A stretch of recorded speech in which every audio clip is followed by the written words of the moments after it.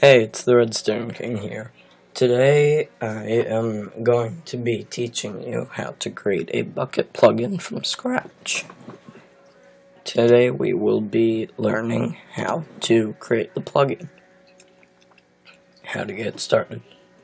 So you're going to want to download Eclipse. That's a Java IDE. You're going to need Java JRE, the runtime environment, and JDK.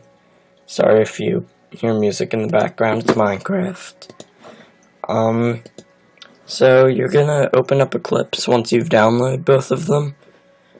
First off, when you open Eclipse, it'll ask you to pick a workspace. You're gonna want to select a folder that you don't mind it saving a bunch of random stuff to. And then you're going to go over here, it's gonna have a package explorer. Right click, new Java project. Now you do have to know some Java to do this.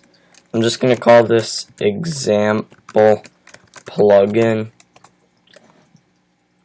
So you're going to want to drag, well, this is loading. You're going to want to download craftbucket.jar from Bukkit and put it in that folder. So you're going to right click example plugin, build path, add external archives, and you're going to find where you saved CraftBucket, and you're going to select that and open it.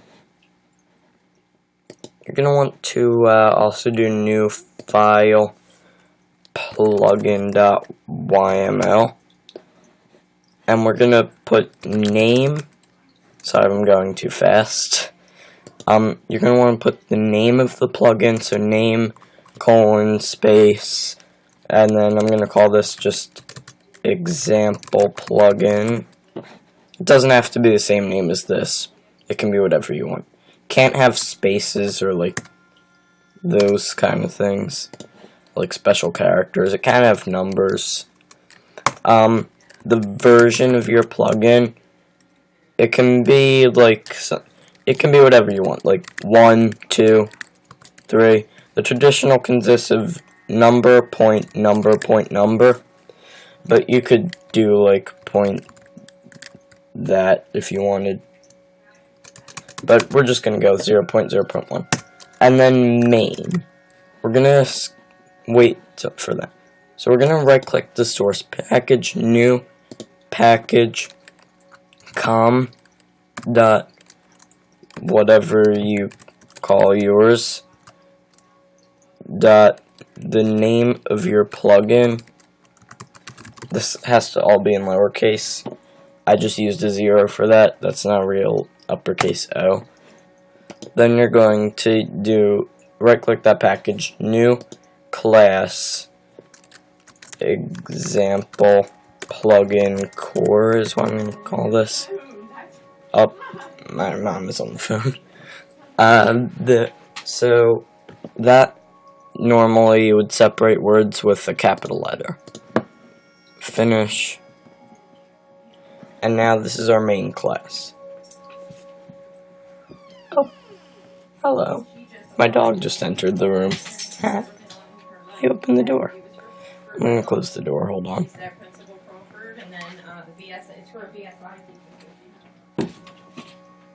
Okay, that's a lot quieter. So we're going to go back to our plugin.yml, and we're going to do that package name,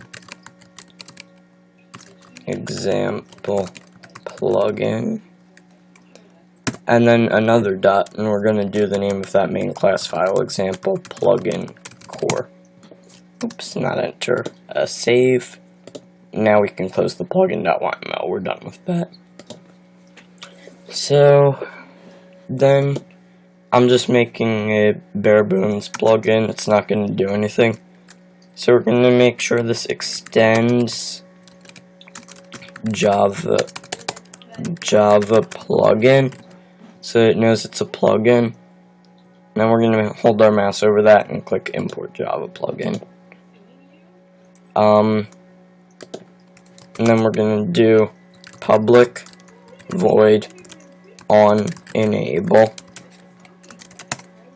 and then public void on disable, And these are basically things that's going to happen when you enable your plugin.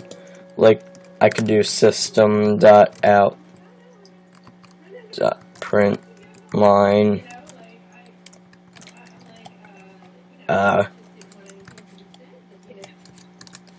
enabled. It'll automatically do the plugin name. And then system.out. This is completely optional, by the way. Disabled. And then, well, now when we enable the plugin, it'll say enabled and disabled. And yeah, that's it for creating your plugin. You can put your code down here for the plugin. And you can put code in here for things to do when it's enabled or disabled. So that's really it. I'm gonna export the example plugin. Right click, export as a jar file. Next, specify what this is. This is the example plugin.jar. Make sure all of these are checked. Finish. And now we're going to go to my plugin testing server, open up the plugins folder, go to my plugins where we saved that. This is just how I set it. You could have completely different folders. We're gonna paste in that plugin, sort these by their name, alphabetical order, and we're gonna bring up the server. And the plugin won't actually do anything on Minecraft, so there's really no need for it.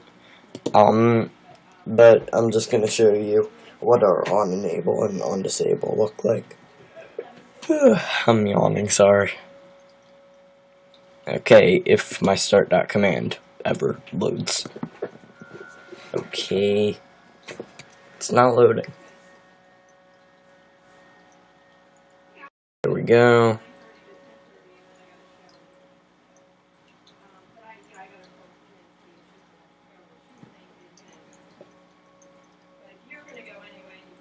It's not loading. So I'm going to minimize that for a little while. And I'm just going to talk because it's being really slow because I'm recording it. How are you today? Post in the comment. I'm laughing. Okay, so is that... It's still just loading the libraries. What? It's normally up by now. It's slow. It's slow because I'm recording. There we go.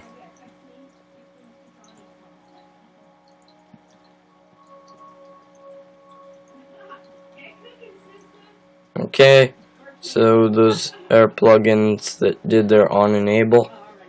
So we should find example plugin in there somewhere.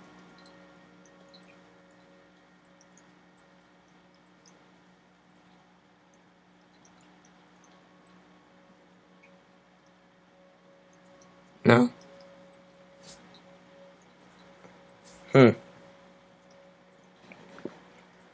That might have been that might have just been a registry. That might not actually be where they were enabled. Let's see. Oh, there it is, example plugin. It's loading. See, it's not our on enable, that was automatic.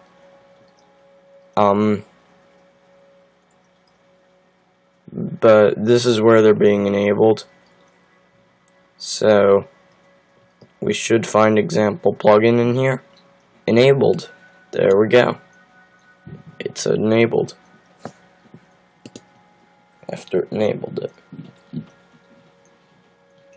Now if I stop the server, we're gonna find a disabled method somewhere.